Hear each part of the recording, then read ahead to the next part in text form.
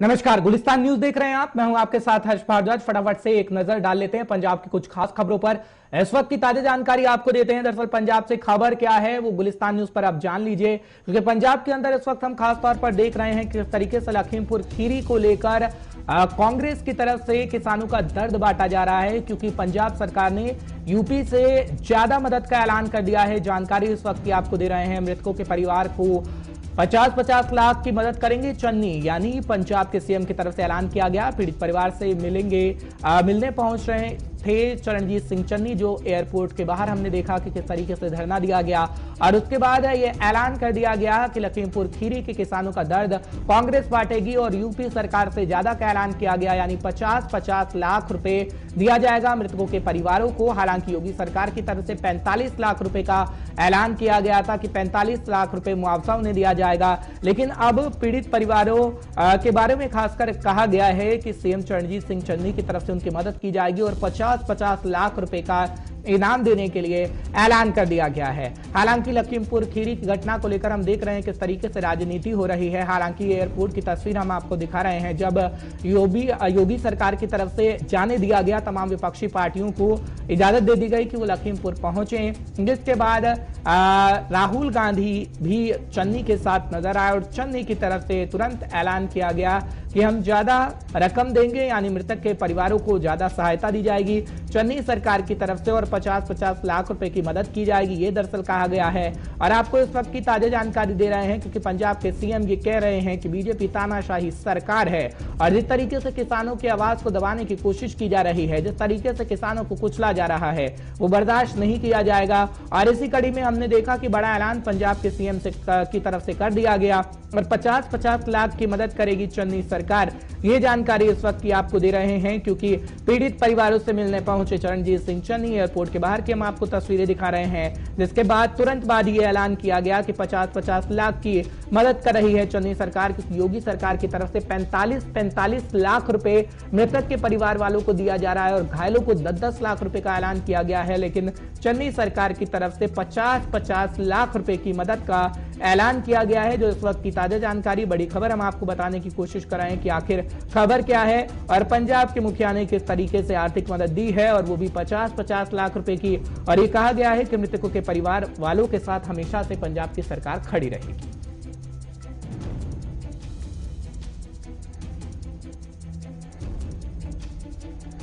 चलिए एक और बड़ी जानकारी आपको फटाफट से दे देते हैं, क्योंकि गुलाबी सुंडी को लेकर यह दरअसल जानकारी है। गुलाबी सुंडी को लेकर डिप्टी सीएम सुखविंदर सिंह रंधावा ने आदेश दिया है। गुलाबी सुंडी के मामले में विशेष गिरदावरी का काम तुरंत मुकम्मल करने के आदेश जारी कर दिए गए हैं। दिवाली से पहले प्रभावित किसानों को मुआवजा देना सुनिश्चित बनाया जाए, ये भी रंधावा की तरफ से कह दिया गया है। पंजाब के मुख्यमंत्री चरणजीत सिंह चन्नी भी प्रभावित क्षेत्रों का दौरा कर चुके हैं। बड़ी खबर, बड़ी जानकारी आपको इस वक्त की दे रहे हैं कि गुलाबी सुंडी को लेकर डिप्टी सीएम सुखविंदर सिंह रंधावा की तरफ से आदेश दे दिया गया है और गुलाबी सुंडी के मामले में विशेष गिरदावरी का काम तुरंत मुकम्मल करने के आदेश भी दिए गए हैं। इस वक्त की ताजा जानकारी, बड़ी खबर आपको पहुंचाने की कोशिश कर रहे हैं, क्योंकि पंजाब के मुख्यमंत्री चरणजीत सिंह चन्नी भी प्रभावित क्षेत्रों का दौरा कर चुके हैं। जब हमने खास तौर पर देखा था कि किसानों को आश्वासन दिया गया था, भरोसा दिया गया था किसानों की कि उनकी जो फसल बर्बाद हो रही है, और गुलाबी सुंडी को लेकर अब एक बड़ा बयान आपको बता रहे हैं, क्योंकि गुलाबी सुंडी को लेकर डिप्टी सीएम की तरफ से आदेश दिया गया है कि विशेष गिरदावरी का काम तुरंत मुकम्मल किया जाए, पूरा किया जाए और दिवाली से पहले कहा जा रहा है कि इस काम को कर लिया जाएगा और दिवाली से पहले प्रभावित किसानों को मुआवजा देना सुनिश्चित बनाया जाए, ये रंधावा की तरफ से कहा गया है।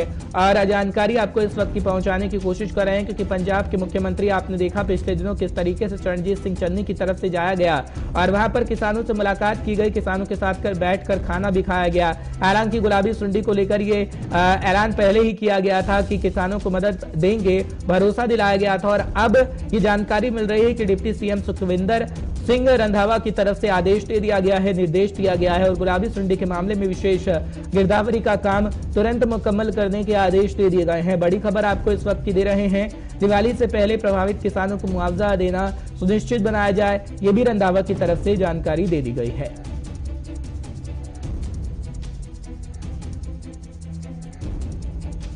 चलिए एक और जानकारी आपको देते हैं। दरअसल पंजाब से खबर मिल रही है कि एक झाड़ू फैक्ट्री में आग लग गई है और जानकारी आपको इस वक्त की दे देते हैं। दरअसल वहां पर फायर ब्रिगेड की गाड़ी पहुंची, लेकिन वो लेट से पहुंची। जो जानकारी इस वक्त मिल रही है, पंजाब के संगरूर में झाड़ू फैक्ट्री में भीषण आग लग गई। फैक्ट्री में आग लगने से लाखों का सामान जलकर राख हो गया है। फैक्ट्री मालिक ने फायर ब्रिगेड पर आरोप लगाया है कि फायर ब्रिगेड की गाड़ी लेट आई और लेट आने की वजह से आग पर काबू नहीं पाया जा सका। देरी से आग पर काबू पाया जा सका है, जिसकी वजह से लाखों का सामान जलकर राख हो गया है। इस वक्त की बड़ी खबर, ताजा जानकारी आपको पहुंचाने की कोशिश कर रहे हैं।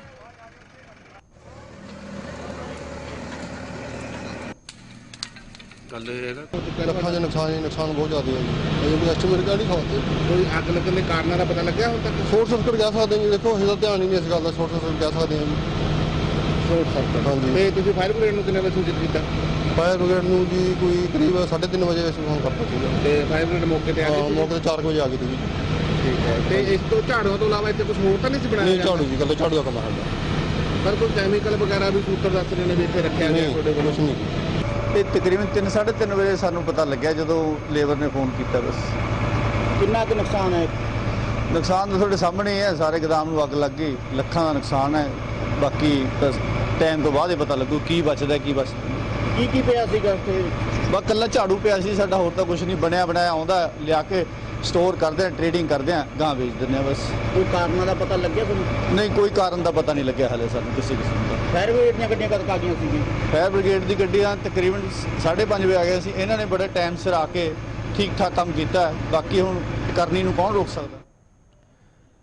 चलिए एक और जानकारी आपको देते हैं, क्योंकि बॉर्डर पर ड्रोन देखे गए हैं और अलर्ट हो गई है सेना। इस वक्त की जानकारी आपको फटाफट से दे देते हैं, क्योंकि जम्मू कश्मीर में खासतौर पर देखने को मिला था पाकिस्तानी ड्रोन, लेकिन बीएसएफ के सेक्टर गुरदासपुर के तहत 3 बॉर्डर पोस्टों पर पाकिस्तानी ड्रोन देखे गए हैं बीएसएफ की तरफ से। हालांकि इसके बाद बीएसएफ जवानों ने फायरिंग की है और पाकिस्तान के नापाक इरादों पर पानी फेर दिया गया है। बीएसएफ के डीआईजी प्रभाकर जोशी ने बताया कि कल शाम 7 बजे के करीब बीएसएफ की 79 बटालियन की बीओपी बोहड़ वडाला की सीमा पर तैनात महिला कांस्टेबलों ने सीमा पर उड़ते एक पाकिस्तानी ड्रोन पर 16 राउंड फायरिंग की है। इसके अलावा बीएसएफ की 121 बटालियन की बीओपी कांस्य बर्मन ने सीमा पर उड़ते ड्रोन पर गोलियां चलाई। इसी तरह पठानकोट के बमियाल बीओपी पोस्ट पर बी ड्रोन देखा गया और जवानों ने फायरिंग की। घटना के बाद बीएसएफ के डीआईजी प्रभाकर जोशी खुद मौके पर पहुंचे हैं और घटनास्थल का जायजा भी लिया गया है। वहीं बीएसएफ के जवानों की तरफ से आसपास के इलाकों की छानबीन की जा रही है, लेकिन अभी कुछ हासिल नहीं हो सका, कुछ नहीं मिला है। लेकिन इस वक्त सेना अलर्ट हो गई है, सतर्क हो गई है। खासतौर पर तस्वीरों में आप देख पा रहे हैं, क्योंकि पंजाब की बॉर्डर पर इस वक्त की ये जानकारी। ये ड्रोन की घटनाएं कल रात को 3 जगह पे हुई हैं। एक बोहर बटाला 89 बटालियन की बीओपी है, उसमें 7:25 पे हुई है और वहाँ पे 2 हमारी महिला कांस्टेबल तैनात थी, प्रियंका और पुष्पा। उन्होंने जो ही ड्रोन को आते हुए देखा, ब्लिंकिंग लाइट देखी, तुरंत उस पर फायर से एंगेज करा और उनके साथ जो हेड कांस्टेबल था उसने भी फायर करा, तो वो वहीं से फेंसिंग से पहले ही ड्रोन वापस लौट करके चला गया। दूसरी घटना सेम सब टाइम में ही 7:25 में ही काशी बर्मन बीओपी है 121 बटालियन की, पठानकोट डिस्ट्रिक्ट के अंतर्गत आता है। तो वहां पर इंडिया में फेंसिंग क्रॉस करके आता हुआ देखा गया था। तो जवानों ने 10 राउंड फायर करके उसको तुरंत एंगेज करा। और तीसरा ड्रोन रात को 9:55 पे चौंतरा दोरंगला पुलिस स्टेशन में बीओपी है 58 बटालियन की, ये भी आता हुआ देखा गया। आता हुआ और जाता हुआ दोनों देखा गया और आते समय और जाते समय दोनों समय इसको फायर से एंगेज करा गया। और मैं खुद रात को तुरंत दोनों बीओपी में, चौंतरा में और बोरबदाला में मैं विजिट करके आया। पुलिस और पूरी फोर्सेस से सर्च कराई, जो आज सुबह 9 बजे तक लगातार जारी रही और अभी तक रिपोर्ट के हिसाब से कुछ भी रिकवर नहीं हुआ है, पर जांच चल रही है। चलिए बात भटिंडा की फटाफट से कर लेते हैं, क्योंकि डेंगू के मामले लगातार सामने आ रहे हैं और जानकारी आपको दे देते हैं। भटिंडा में पिछले 2 दिन पहले हुई बरसात के कारण शहर के कई हिस्सों में जलभराव हो गया है।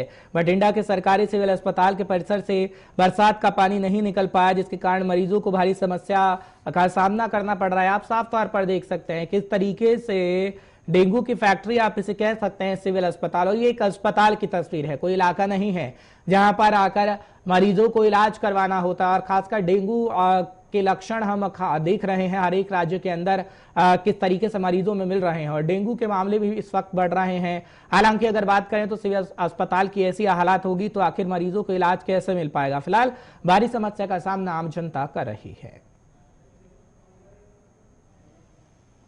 मैं इतने मरीज का पता लेना आया सीगा, जो देखा इतने का बहुत ज्यादा मुश्क मारी जाते, पानी खड़ा है, मच्छर बहुत ਵੱਡਾ ਹੋਇਆ ਪਿਆ ਜੀ ਬੱਚੇ ਦੇ।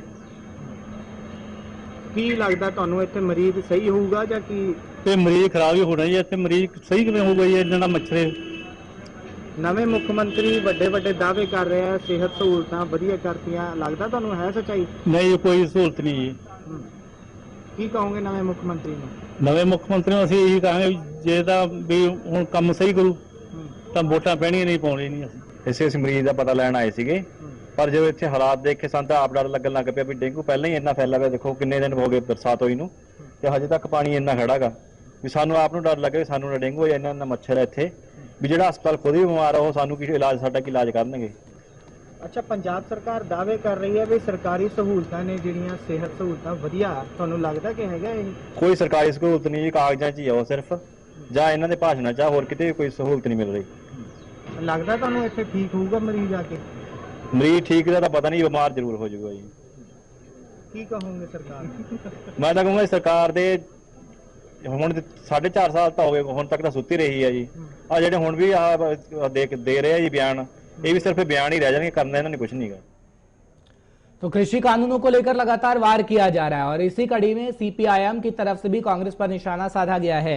खासतौर पर खेती कानूनों को वापस लेने संबंधी और नए बने कृषि कानूनों को रद्द करवाने के लिए सीपीआईएम पंजाब सुखविंदर सिंह और शेखों की अगुवाई में आज गुरदासपुर में एक प्रेस कॉन्फ्रेंस की गई है बाकायदा, जिसमें खेती कानूनों को रद्द करने के लिए और नए बने खेती कानूनों को वापस लेने की अपील की गई है कि जो कानून बनाए गए हैं उसको वापस लिए जाए, क्योंकि 3 कानूनों को लेकर ये कहा जा रहा है कि वो काले कानून है। केंद्र सरकार और पंजाब सरकार ने चुनाव के दौरान किए गए वादों को अमली जामा न पहनाने के मुद्दे पर जवाब मांगा गया है सीपीआईएम की तरफ से।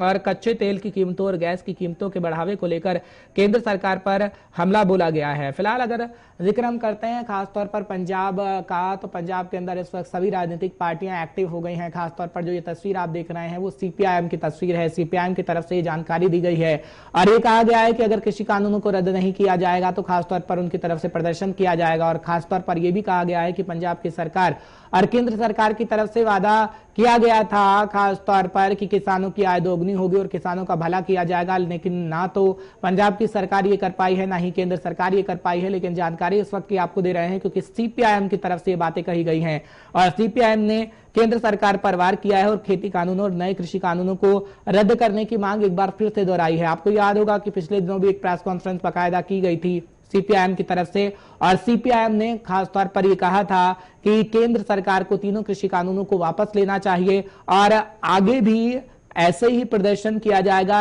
ये सीपीआईएम की तरफ से कहा गया है। फिलहाल ये देखने वाली बात होगी कि आगे किस तरीके का माहौल पंजाब के अंदर रहता है, क्योंकि सीपीआईएम की तरफ से प्रदर्शन की चेतावनी भी प्रेस कॉन्फ्रेंस के माध्यम से दी गई है कि अगर 3 कृषि कानूनों को रद्द नहीं किया जाएगा तो स्थिति ऐसे ही देखने को मिलेगी और सीपीआईएम की तरफ से प्रदर्शन लगातार होता रहेगा और कृषि कानूनों को रद्द करना होगा सरकार को, केंद्र सरकार को।